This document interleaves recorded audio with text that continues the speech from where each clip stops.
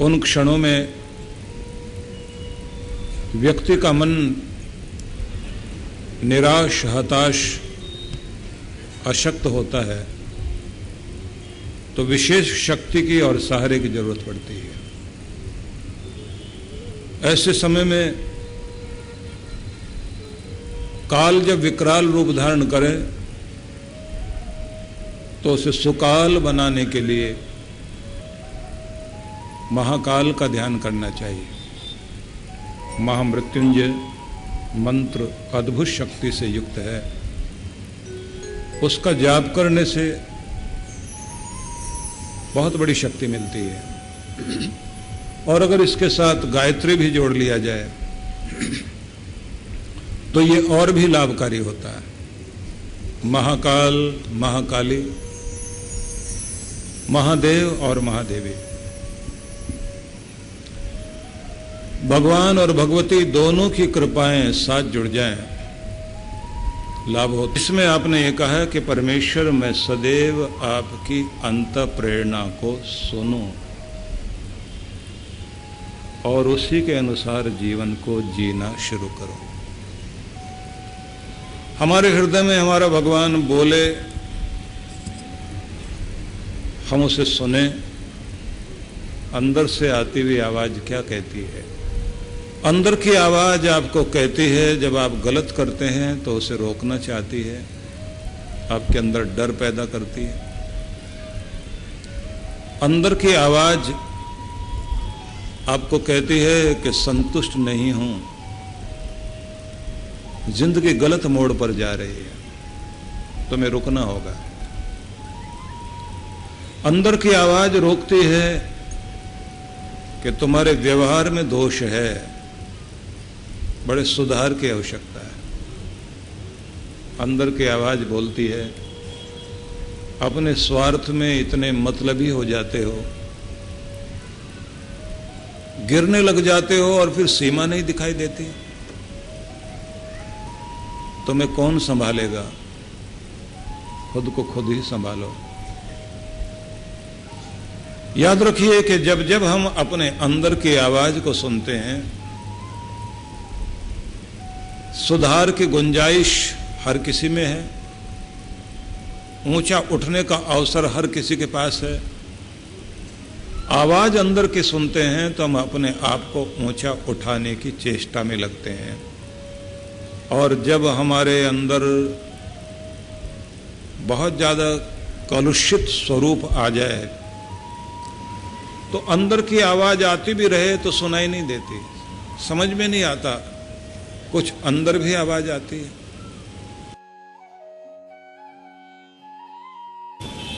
हम अपने को न रोकते न टोकते, न समझने की चेष्टा करते, न संभलने की, भीड़ का हिस्सा बनकर जिंदगी जीने लग जाते हैं। इसलिए हमें हर दिन की शुरुआत किसी एक नई प्रार्थना से करनी चाहिए। हम अपने पवित्र ग्रंथों में अनेक तरह की प्रार्थनाएं सुनते हैं, आपको भी वो प्रार्थनाएं दोहरानी चाहिए। एक वैदिक प्रार्थना है जिसमें यह कहा गया, प्रियम मां कृणो देवेशु, भगवान मुझे देवताओं का प्रिय बनाओ, दिव्य गुणों से युक्त करो, दिव्य दृष्टि दो। अर्जुन को भी भगवान श्री कृष्ण ने कहा था कि मेरे स्वरूप को तुम समझ नहीं पा रहे हो, तुम्हें दिव्य दृष्टि की आवश्यकता है। प्रत्येक व्यक्ति का दृष्टिकोण जब ऊंचा होता है, उसके देखने की दशा बदल जाती है, देखने का ढंग बदल जाता है, दुनिया को देखने का ढंग अलग हो जाता है। जब व्यक्ति के अंदर अभाव, निराशा और नकारात्मकता भरती रहती है, तब उसका दृष्टिकोण बड़ा ही निराशात्मक, नकारात्मक हो जाता है। आपने देखा होगा, ऐसा व्यक्ति जीवन की हीनता पर ज्यादा ध्यान देता है। ये नहीं है, वो नहीं है, कुछ हो नहीं पाएगा, कर नहीं पाएंगे, ना वक्त साथ दे रहा है, ना दोस्त, ना रिश्ते नाते। अब जिंदगी में केवल निराशा ही निराशा है। और ऐसे लोग ये माना करते हैं कि अब कुछ अच्छा नहीं होगा। आप उनसे बातचीत करें, क्या हाल चाल है, तो कहते हैं बस कट रही है। ऐसे लोगों से आप बात करें, बहुत ज्यादा दुखी हो, क्यों? बोले जिस काम में हाथ डालता हूं सब काम खराब होता है। मैं कोई काम शुरू करूं उसी में विघ्न पड़ते हैं। अगर मैं कब्र खोदने का धंधा भी शुरू करूं तो लोग मरना बंद कर देंगे, वो कहेंगे इसे काम नहीं मिलना चाहिए। तो आप सोचिए, ये निराशा आदमी को कितना अजीब स्थिति में डाल देती है। अब लोग मरें जिए, प्रकृति के और परमात्मा के नियम हमारे लिए बदल जाएंगे। ये निराशा का ही तो प्रभाव है। जब आदमी कहता है कि मैं बचने की कितनी कोशिश करूं, मुसीबत पीछे आती है, वहीं पहुंच जाती है। अगर कुत्ते से बचने के लिए ऊंट पर बैठ कर जाऊं तो कुत्ता ऊंट पे बैठ के काटता है। और कुत्ते को ऊंट से क्या लेना देना। लेकिन आदमी की निराशा है वो इसी तरह के बना देती है। और जब आप बहुत अधिक निराश हो जाते हैं तो कहीं कुछ आस दिखाई भी देती हो तो वो भी द्वार आप बंद कर लेते हैं। और जब आप ये सोचते हैं रास्ता है कोई ना कोई, मुझे भले ही ना दिखाई दे, मार्ग तो है और मेरे लिए दरवाजा खुलेगा, कृपा होगी, थोड़े हाथ पांव मारने की कोशिश करनी है, थोड़ी दूर चलना होगा, कुछ मेहनत करनी होगी। जहां दरवाजा नहीं दिखाई दे रहा, दरवाजा वहीं है, मुझे थोड़ी कोशिश करनी होगी, द्वार खुलेगा, बात बनेगी। इस विश्वास के सहारे जब भी आगे बढ़ता है व्यक्ति, द्वार खुल जाता है, बात बन जाती है।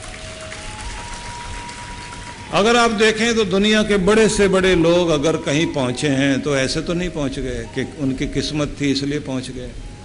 उन्होंने किस्मत बनाई, उन्होंने अपने दिमाग का प्रयोग भी किया, उन्होंने अपनी बुद्धि का प्रयोग किया और साथ साथ योजना और कर्म किया। तो मेरा निवेदन आप सबसे ये है कि हम देवताओं के प्रिय बनना चाहते हैं और देवता ही हमारे भाग्य का निर्माण करेंगे। तो हमें चाहिए कर्म को प्रेम करें, गति पैदा करें, आलस्य का परित्याग करें, नकारात्मकता को छोड़ें। क्या नहीं है जिंदगी में उस पर ध्यान मत दीजिए, क्या क्या है और क्या हो सकता है इस पे ध्यान देना शुरू करो।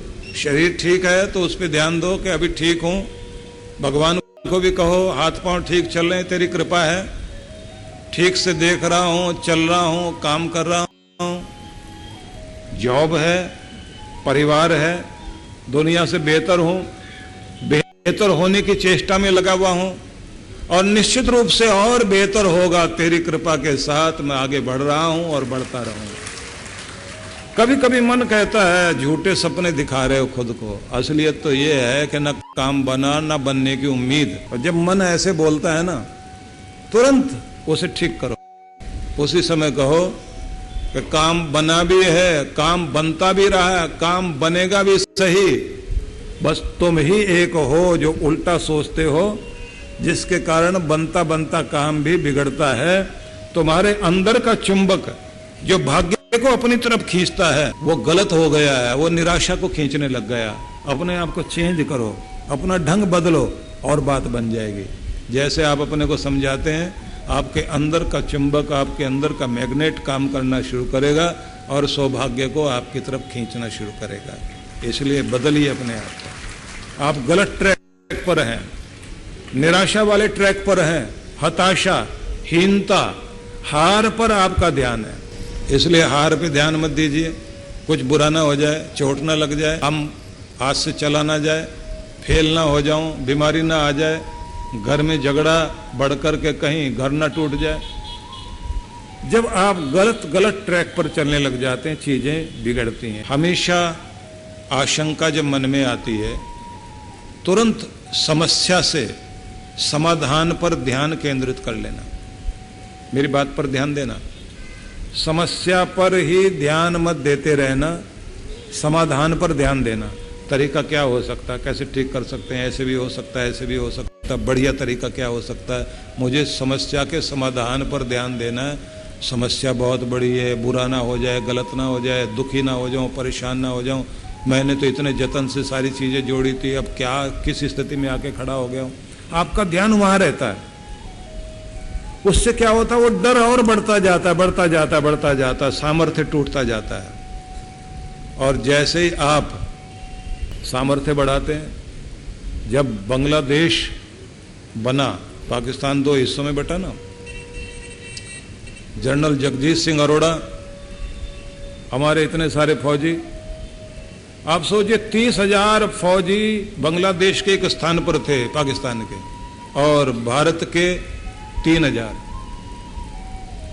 और जिस तरह से चलते चलते हिंदुस्तान ने अपना मनोबल, हमारे फौजियों ने, हमारे कमांडर ने, हमारा आर्मी का नेतृत्व जिस तरह काम कर रहा था, उसने इस तरह की स्थिति खड़ी की कि वो जो बहुत संख्या वाले थे उनके अंदर निराशा पैदा की, और अपने 3,000 के अंदर बहुत ज्यादा शक्ति, और उसके बाद दूसरी सहायता और दूसरे लोग भी साथ खड़े कर लिए। और उसके बाद इन्होंने दबाव डाला कि बचने का एक ही रास्ता है, सरेंडर करो। और आप सोचिए 90,000 से अधिक फौजियों को सरेंडर कराकर, और ये वायदा करके कि हम तुम्हें नुकसान नहीं पहुंचाएंगे, जीवन सुरक्षित हो जाएगा, सरेंडर करने से ही बचोगे, और कोई तरीका नहीं, समर्पण। अब वो मनोबल, अपना मनोबल मजबूत।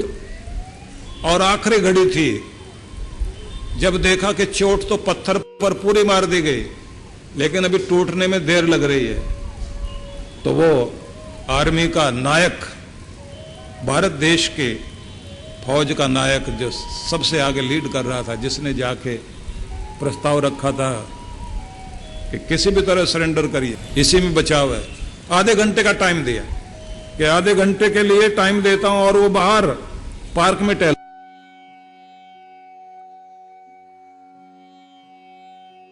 रहा। आधे घंटे के बाद जब वापस गए, बोले तुमने इस पर हस्ताक्षर नहीं किए, समर्पण वाले पत्र पर।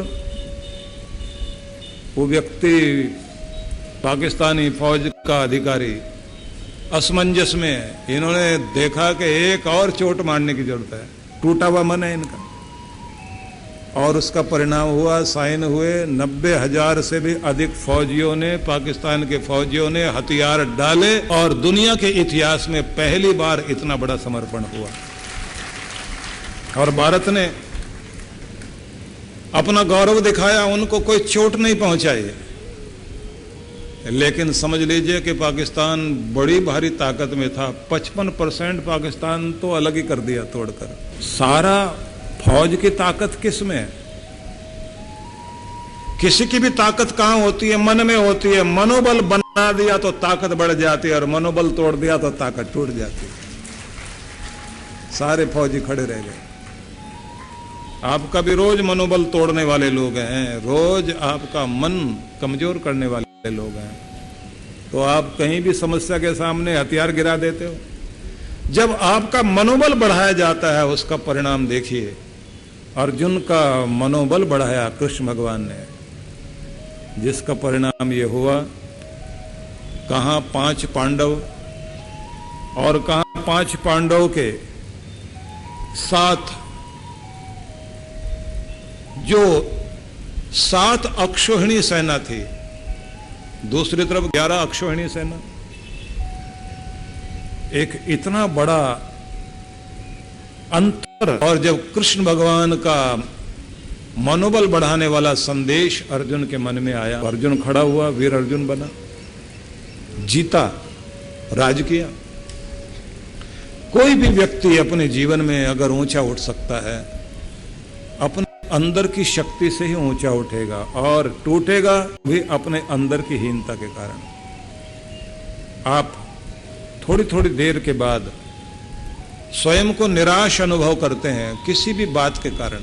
थोड़ी थोड़ी देर जब भी मन में निराशा आने लग जाए, अपने भगवान का नाम याद करो, और एक मंत्र सबको बोलना चाहिए, आप भी उच्चारण करना, ओम अहम इंद्रो न पराजिज्ञ। मैं इंद्र हूं, शक्तिशाली हूं, किसी भी तरह हारने वाला नहीं हूं, मुझे जीतने के लिए बनाया गया है।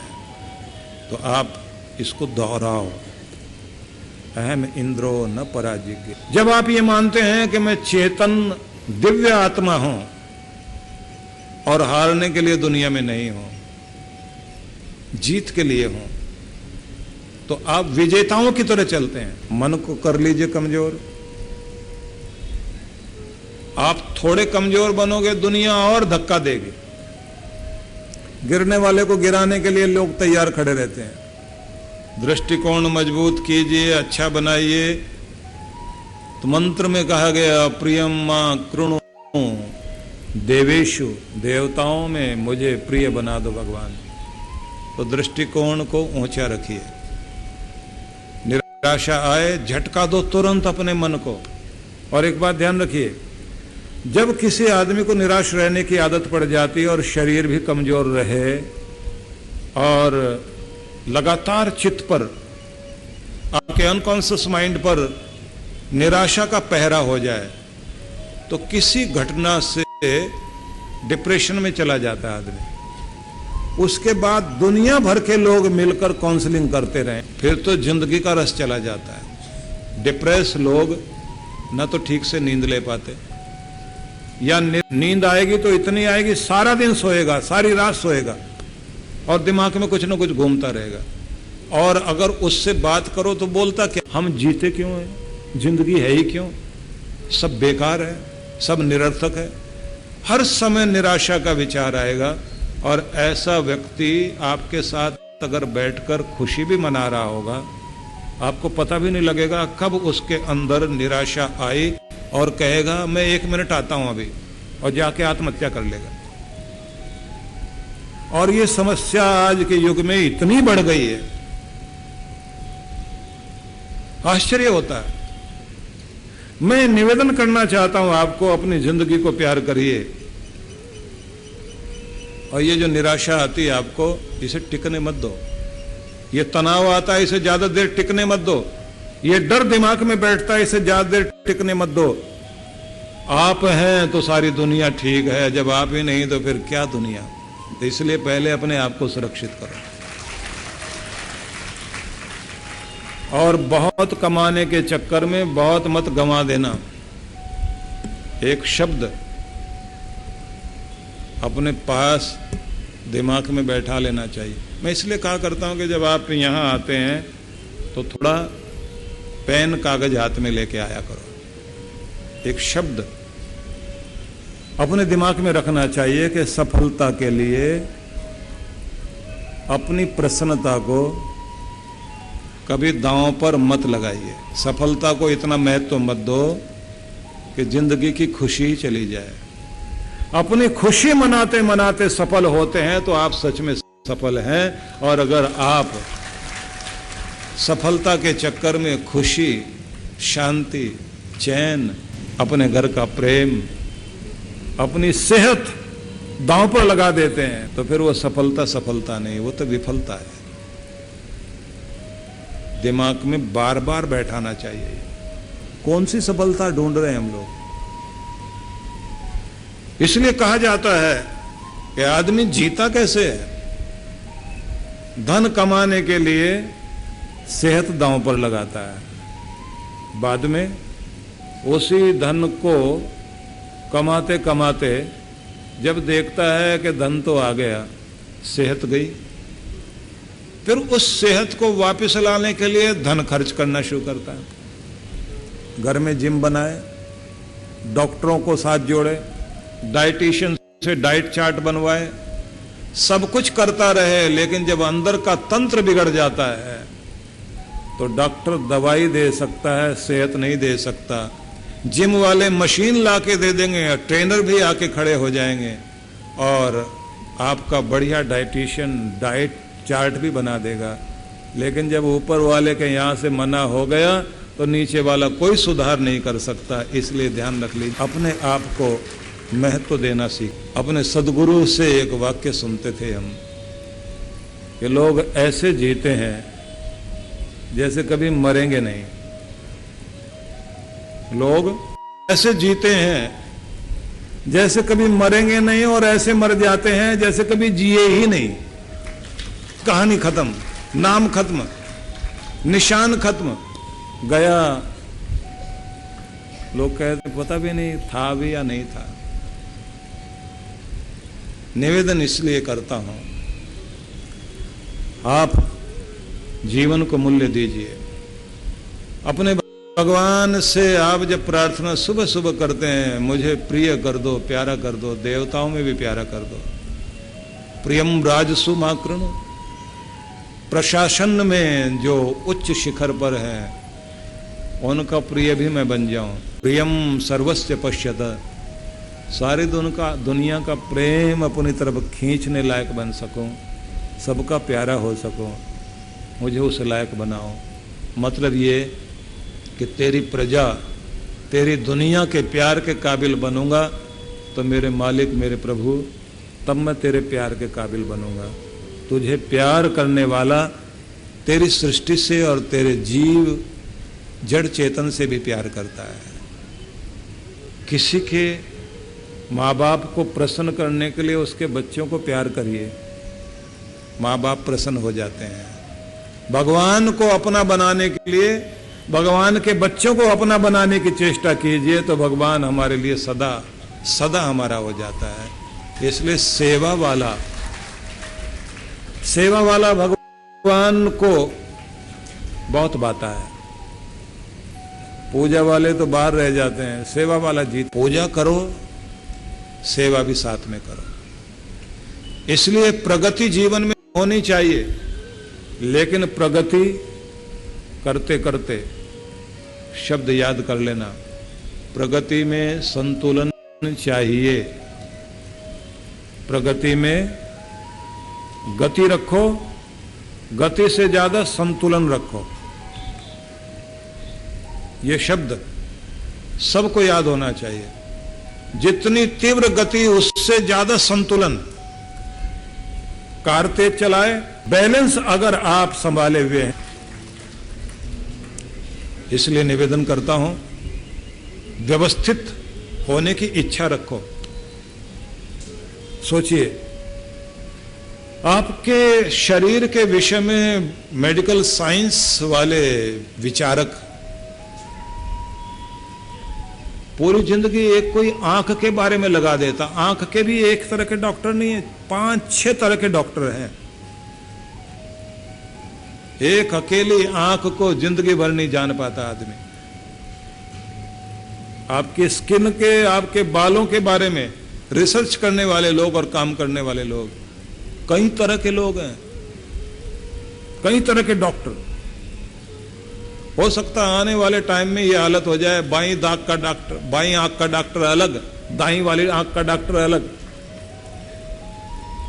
आप कितने भी ज्ञानी हो, परमात्मा के एक बाल के बारे में भी जानकारी लेने में जिंदगी लग जाएगी तो भी पूरी जानकारी मिलने वाली नहीं है। और वो सब कुछ जानने के बाद आपकी व्यवस्था करता है। अद्भुत है। पूरा सिस्टम जैसे उसने पूरा दुनिया में बनाया। आप पढ़िए अपने मंत्रों को, जहां का विष्णु कर्माणि पश्यत यतो व्रतानि पशपशे इंद्रस्य युज्य सखा। तू है आत्मा, वो है तेरा परमात्मा, तेरी मित्रता, तेरा सखा इस दुनिया में कोई और नहीं, तेरा परमात्मा ही तेरा दोस्त है।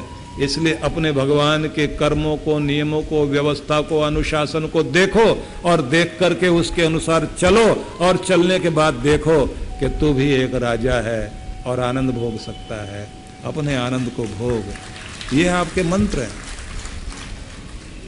इनका पाठ करिए तो अपने आप को व्यवस्थित बनाने की इच्छा कीजिए, और जो आपको शक्ति दे ऐसे पावरफुल विचारों को सुने, समझें, धारण करें, लिखें। और बड़ी बात, दुनिया को जानने से पहले, दुनिया को समझने से पहले खुद को जानना, खुद को समझना, इस पर काम शुरू करो। थोड़ी देर के लिए सही 15-20 मिनट के लिए अपने बारे में विचार किया करो, मैं किस नेचर का, किस स्वभाव का, कैसा व्यक्ति हूं, मैं किस बात पे ज्यादा प्रशंसा पाता हूं, कौन सी ऐसी चीजें हैं जो मुझे पीछे ले जाती हैं। जिस दिन आप अपने आप को जानना शुरू कर देंगे उस दिन आपकी प्रगति शुरू हो जाएगी। याद रखना, खुद को मिलने से जो आनंद मिलता है वो दुनिया में किसी से मिलने से नहीं मिलेगा। इसलिए अपना सामना करो, अपनी भूलों पर विचार करो, डायरी लो, अपने लिखना शुरू करो अपने बारे में। और एक काम और करना, समय पैदा करने वाले बनो। वक्त, समय पैदा करना मतलब वक्त निकालने वाला आदमी बनो। कोई कहे कि आपको हम एक काम देना चाह रहे हैं, एक सेवा देना चाह रहे हैं। हरियाणा में तो एक बात चलती है, कोई आदमी दूसरे से कहता है कि आपको थोड़ा कष्ट देना चाहता हूं, तो तुरंत बांह चढ़ा के कहता दे के दिखा एक बार। मजाक है। कभी कभी हम लोग बीच में इसलिए ऐसा सुनाते हैं जिससे आपको थोड़ा हिला दें और फिर अपनी बात आगे। बोरी में आटा भरते हैं ना, तो जब ज्यादा भर जाता है तो फिर हिला देते हैं उसको, आसान हो जाता है आगे डालना। मैं आपको बोरी नहीं कह रहा हूं, ना बोर कर रहा हूं, लेकिन आपको ये जरूर बताना चाहता हूं, कुछ चीजें हैं जो संभाल के रखी जाती हैं। वक्त को पैदा करिए, वक्त निकालो। कोई कहता है कि मुझे आपको कोई सेवा देना चाहता हूं आपको, आप पहले से कहें मैं तो पहले बहुत बिजी हूं, मैं ही चाहता हूं मेरी सेवा कोई और ले ले। बड़ा आदमी ये नहीं कहेगा कभी भी, वो कहेगा कि समय है मेरे पास, समय निकालना जानता हूं हर चीज के लिए। और एक बात याद रखिए, मुसीबत अपने लिए समय निकलवाएगी, बीमारी निकलवाएगी, ऐब निकलवाएगा समय आपसे, और आप उसके लिए समय देंगे। लेकिन भगवान के लिए समय नहीं निकाल सकते, सेहत के लिए नहीं निकाल पाते, अपनों के लिए नहीं निकाल पाते, अपने लिए नहीं निकाल पाते, हम जी कैसे रहे। समय निकालना सीखो अपने लिए, अपनों के लिए, अपने मालिक के लिए, अपने सदगुरु के लिए समय निकालना शुरू करो। रंग भर जाएंगे जिंदगी में, कीमती बन जाएगी जिंदगी, और कोई कीमत देगा नहीं आपको। और एक बात और ध्यान रख लेना, मैं बीच में इसलिए रुकता हूं कि थोड़ा थोड़ा गैप दे के आपको कहूं अगली बात और याद रखने की। ऊब से बचिए। ऊब जाते ना, बोर हो गए जी, मूड नहीं है जी, आज मन ठीक नहीं है। बड़ा आदमी, ऊंचा उठने वाला, आगे बढ़ने वाला, कभी भी ये बात नहीं बोलता। मूड नहीं है, ना भी है बनाएंगे। मूड ठीक करना तो हमारा काम, चुटकियों में अपने आप को ठीक करेंगे और चलेंगे। जब आप मूड बनाते हैं तो एक बात याद कर लेना, अब जो मैं कहूंगा वो बहुत महत्वपूर्ण है और बहुत ध्यान से समझना है, अपनाना है। 20-80 का उदाहरण याद कर लेना। 20% टाइम में 80% काम कर लेते हो आप। जब आपका मूड ठीक होता है, जब मन ठीक होता है, जब पूरी एनर्जी के साथ मन लगा के काम करना चाहते हैं, 20% टाइम दोगे, 80% काम निकल आएंगे। और जब मूड ठीक नहीं होता, 80% टाइम में 20% काम होगा, सिर्फ 20%। तो कितना टाइम खराब। और इस दुनिया में ये 80-20 का सिद्धांत इतना अद्भुत काम करता है कि 20% लोगों के पास 80% ताकत है और 80% लोगों के पास में सिर्फ 20% ताकत है। आपको चाहिए, आप 20% को 100% बना लो। 20% लोगों के पास दुनिया का 80% धन है और 80% लोगों के पास तो 20% ही धन है। 80% पर प्रभाव डालकर 20% बैठे हुए, वही राज चला रहे हैं, वही दबाव बनाए हुए हैं। 20% टाइम लगा के 80% काम कर लेते हो, और अगर आपका मूड बनाने की आदत सही हो जाए तो आप अपने 80% टाइम में जो कुछ कर दोगे, जो 20 साल में काम होते वो आप 1 साल में काम कर सकते हो। इतनी क्षमता आपके अंदर है। यूरोप में ये 80-20% का उदाहरण ये बहुत चलता है। इस पर बड़ी किताबें लिखी गई, एक लॉ बन गया है। अब इसको आप अकेले में बैठ के सोचना, आपकी सोच बदल जाएगी। तो ऊब से बचना सीखिए आज से। और अगर आप ये ऊब को बहुत महत्व दोगे, मूड नहीं है, बोर हो रहे हैं जी, चलो घर से बाहर चलते हैं, वहां जाके ठीक हो जाएंगे। अब कहीं भी चले जाइए, बोरियत आपके अंदर है, खुद भी बोर होंगे, दूसरों को भी करेंगे। और जिनका मूड इतना नाजुक होता है, 1 मिनट में ठीक ठीक चलते चलते कहां सामान फेंक कर खड़े हो जाएं। ऐसे लोग भी देखे, कार में बैठे जा रहे हैं, खूब अच्छे से बातचीत करते करते जा रहे हैं घूमने के लिए, और 2 मिनट में जो है पति पत्नी में कोई बात ऐसी हुई, वहीं गाड़ी रोकी, रोकना 1 मिनट, गाड़ी उतर के भाग खड़ा हुआ। मैं नहीं जाता तुम लोगों के साथ, ऐसे लोगों के साथ जिंदगी बिता रहा हूं मैं, इतने निकम्मे लोग। अब पत्नी जो है वो कार से उतर के कहती है, कुछ लोग होते हैं ना, जैसे वो बारात की घोड़ी होती है ना, उसके आगे थोड़ी देर नाचना पड़ता है तब चलती है आगे। अब पत्नी फिर मनाने जाती है, मैं हाथ जोड़ती हूँ, क्यों तमाशा बना रहे हो, दूसरे लोग आगे चले गए हैं, दोस्त लोग क्या कहेंगे, और उसके आगे डांस करना पड़ेगा थोड़ी देर हाथ जोड़ते जोड़ते। और उधर बच्चे क्या कहते हैं, अब इनका ड्रामा शुरू हो गया, फैमिली ड्रामा। अब देर लगेगी इनको मनाने में, समझाने में। उसके बाद में फिर उनको लेके आते हैं, बस खबरदार आज के बाद मेरे सामने ऐसे मत कर देना, नहीं तो मैं फिर चल पड़ूंगा। क्या करोगे आप? कीमती होते हैं लोग, लेकिन अपनी कीमत नहीं समझते। कभी भी मूड खराब कर लेंगे, ये पड़ी तुम्हारी चाबियां, मैं जा रहा हूं आज के बाद। रखो अपनी धर्मशाला। क्या कर रहे हो भाई? आसान नहीं है जीवन, लेकिन अपना मूड काबू में करिए। कौन समझाएगा? अब आप बड़े हो गए, छोटे थे तो माँ बाप समझा लेते थे, अब कौन समझाए? आप समझना ही नहीं चाहते। इसलिए कहते हैं हर एक आदमी को अपने सिर पर एक छाया रखनी चाहिए, गुरु की कृपा रखनी चाहिए, उसी से कल्याण होगा, इसी से तो उद्धार होगा। एक डांट पड़े और गुरु की डांट पड़ते ही तुरंत आदमी सावधान होकर, नहीं मेरे सदगुरु ने कहा है, इसलिए मैं अब इधर उधर नहीं जा सकता, बात को मानूंगा और ठीक से कार्य करूंगा। एक और शब्द याद कर लेना, कोप से तो बचना ही है, अपने मूड को काबू में रखना है, और तुनक मिजाज नहीं होना, नाजुक मिजाज नहीं होना, नवाब साहब मत बन जाना। हर समय कोई चाहिए, पानी का गिलास लेके आए, जूते पहनाए, कपड़े खो गए हैं, बच्चों की तरह आवाज दे रहे हैं पत्नी को, लेके आओ, अब ढूंढते फिर रहे हैं। अब वो मन मन में बड़बड़ाती है, इसकी माँ ने इसको सिखाया क्या आज तक, कपड़े तक नहीं अपने ढूंढ सकता। और ये आपे से बाहर 2-2 मिनट में, सुबह सुबह ही लगा हुआ है। कहानी लंबी नहीं करता हूं, ये तो सब आप रात दिन भोग रहे हो, देख रहे हो। अच्छा हो, अपने आप को, अपने मूड को नाजुक मिजाज मत बनिए, मजबूत बनो। छोटी छोटी बात क्या, बड़ी से बड़ी बात हो जाए फर्क नहीं पड़ता, कोई फर्क नहीं पड़ता। क्या हो गया? क्यों इतना महत्व दे रहे हो?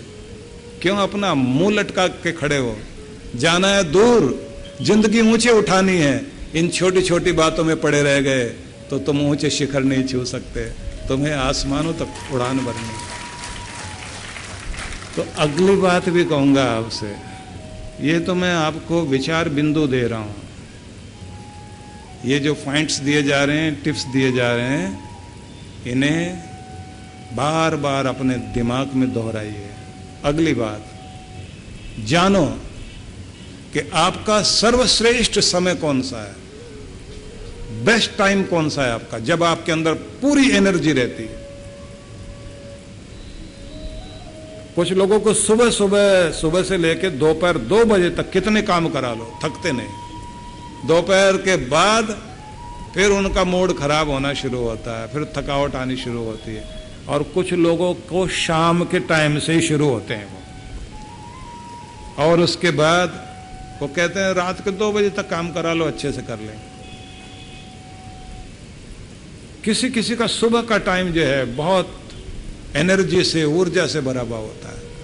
अपना बेस्ट टाइम ढूंढिए, किस समय में आप ज्यादा ऊर्जा अनुभव करते हैं, कब आप ज्यादा कंफर्टेबल अनुभव करते हैं, सुविधाजनक कब, आपको आराम कब लगता है काम करने में आपको। उस अवस्था में अपने बेस्ट टाइम में जो कुछ कर सकते हैं उसकी प्लानिंग पहले से करिए। और देखो कमाल, आज पूरी दुनिया में टाइम मैनेजमेंट से लेकर हर चीज के मैनेजमेंट पर बहुत काम हो रहा है। उसके लिए तरह तरह के वर्कशॉप होती हैं, लोग हजारों लाखों रुपए खर्च कर रहे हैं इस बात के लिए। पहले ये सारी व्यवस्था और ये सारे संदेश अगर कोई देता था तो सदगुरु देता था, और सदगुरु के पास बैठकर आदमी अपने जीवन को व्यवस्थित करता था। अब हम लोग सत्संगों में भी देखते हैं कि ऐसी कुछ चीजें शुरू हो गई हैं, मनोरंजन किया, नाच कूद के घर चले गए। हमें चाहिए अपने भगवान के, अपने ऋषियों के, अपने आचार्यों के उन मूल्यवान विचारों को जन जन तक पहुंचाएं, जिनके कारण यह भारत देश हमेशा ऊंचा था और जिनके कारण यह भारत ऊंचा हो सकता है। उन विचारों को जाना चाहिए लोगों के बीच, तभी कल्याण होगा। तो इसलिए मन में शब्द बैठा लो कि अपना सर्वश्रेष्ठ समय हम उसको पहचानें, उसका उपयोग करें। और एक बात बार बार मन में दोहरा लिया करो कि दुनिया की नज़रों में अच्छा बनने से ज़्यादा मैं अपने प्यारे परमात्मा की नज़रों में अच्छा बनना चाहता हूँ, उसी के लिए कर्म करूँगा, उसी के लिए जीऊँगा, और यही मेरे लिए सबसे ज़्यादा जरूरी है। सोचो, आखिरी वेला हो जीवन की, और उस समय में हम अपना हिसाब लगा रहे हों कि क्या मैं अपने जीवन से संतुष्ट हूँ, क्या छोड़ के जा रहा हूँ, क्या करके जा रहा हूँ, क्या मैंने अपने जीवन में किया। आखिरी घड़ी में हमें निराशा हाथ ना लगे। सोच के देखिए, कबीर साहब ने कहा था, कबीरा निर्भय नाम जप, जब लग दीवा बाती। ये दिया, ये बत्ती जब तक जग रही है और तेरी आंखों में रोशनी है, प्राण गतिवान है, हाथ पांव काम कर रहे हैं, चिंता छोड़, डर हटा और अपने प्यारे का नाम जप। अलग से बैठकर नहीं, अपना काम करते जाओ, गीत गुनगुनाते जाओ, मुस्कुराते हुए काम करते चले जाओ। जो भी काम कर रहे हो वो काम करते करते अपने मालिक को भी याद करो, अपने अंदर संगीत भी, तरंग भी पैदा करो, मुस्कुराहट भी बनाए रखो, माथे पर शीतलता बनाए रखो। आनंद के साथ काम करने का, आनंद में जीने का अभ्यास बना लीजिए, कल्याण होगा। यही रास्ता अपनाओ।